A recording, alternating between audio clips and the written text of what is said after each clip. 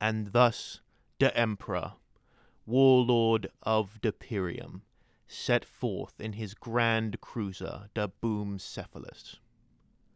With him he brought half his retinue, the famed gold-clad Crumpstodies that had fought by his side since the unification wars on Earth and the mysterious disappearance of the Funda Boys. The rest remained under the command of Malkadork back on Earth. Orkle Dorn was eventually convinced to leave his palace construction project to join the Emperor with much of his legion, the Imperial Gits, as well as his greatest spore, Snigismund, captain of the First. Much of the Astromilligratum stationed on Earth added their ramshackle ships to the mix, along with human auxilia vessels as well. As the Emperor and his expeditionary fleet made the jump into warp space, the forces of the Space Squighounds re-entered real space just outside of Orkus, the planet of weird boys, home to Maggie de Redden and his 1,000 spores. The powerful Goth Primorc Landmine Rust barked into his Voxcaster. Then he cleared his throat and began speaking normally. Listen up, Maggie. The Emperor wants me to bring you back to Earth. What? Why? The Emperor got secret stuff for you to do with Malkadork. You mean the Emperor wants me to do weird boy stuff? Oh, yeah, sure, probably. I'm just doing what the boss says. Honestly, I think weird boy stuff is pretty garish to me. Ain't all your squid priests weird boys, though? They don't count! Is you coming, or do I have to come in there and crump you and drag you on to the scrap and kill? Well, honestly, I was really bored and I had a good scrap in a while. Does you want to do this the hard way? Yeah, I'll bet me 1,000 spores can snick more of your squig boys than your squig boys can snick me 1,000 spores. Yeah, you're wrong. This is gonna be fun. Back on Earth, work continued on the Golden Throne. But as time passed, Malkadork still felt something was very wrong. He could feel the currents of the war shifting around him. Things were different now. Whatever the Emperor had done, the old warphead could feel something change. Malkadork, unable to shake this feeling, went back to the old board game that he and the Emperor had been playing. The cards were still scattered on the ground where the Emperor had swatted them. Fine. You punched fate in the face, Emperor. Let's see what the new deck is gonna give you. Malkadork gathered up the cards and stacked them into a proper deck, and resumed the game. The Emperor's piece was whizzing across the brightly colored board. Double purple square.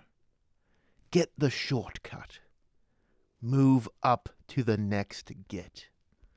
The Emperor was nearly at the gates of the mighty castle at the end of the path. But then, red. The Emperor's piece moved on to a red square with an ominous black dot in the middle. Malkadork squinted his eyes. Wait a minute. That spot means the Emperor's stuck. Yeah, that means he's trapped there. And what does that mean? He's trapped. Trap! He's a trap! The Emperor's walking into a trap! I gotta tell him!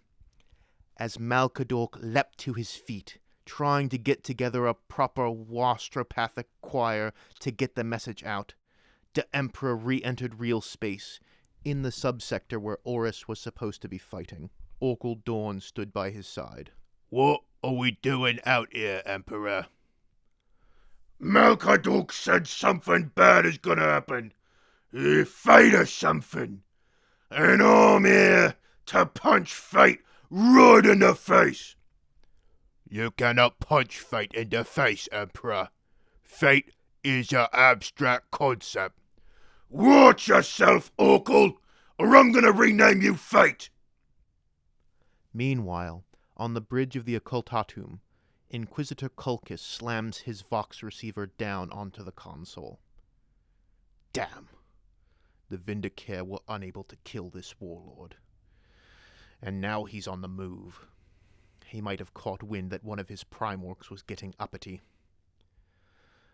Our contacts in the human auxilia report that the Ork warlord is seeking out Orus. Once they report their coordinates, we need to be there for this confrontation.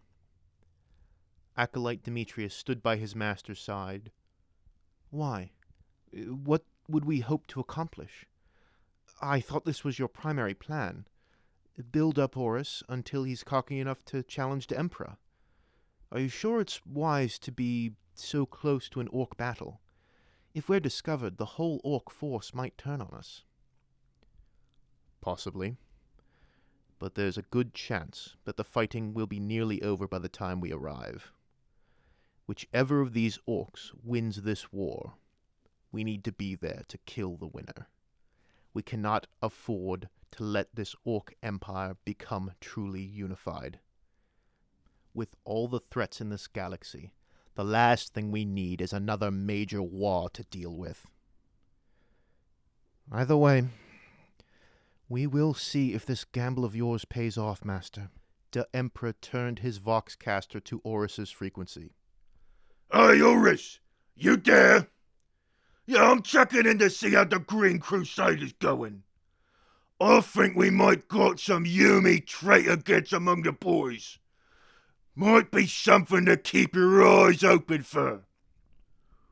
I'll read you loud and clear, Emperor. Why don't we meet up and we can sort this out? I think the closest planet between the two of us... let me see. Yeah, why don't we meet on Istvork 5? I'll tell you how the Green Crusade is going, and you can tell me all about these traitor gits. No man do they call me. My mother and my father, and all my comrades as well. Thank you all for listening to the ongoing story of the Emperor. If you enjoyed the story, please consider liking and commenting. If you are new to the channel, please consider subscribing, and if you are confused, there is a link to the Emperor playlist if you want to hear the story from the beginning. Thank you all very much. No Man out.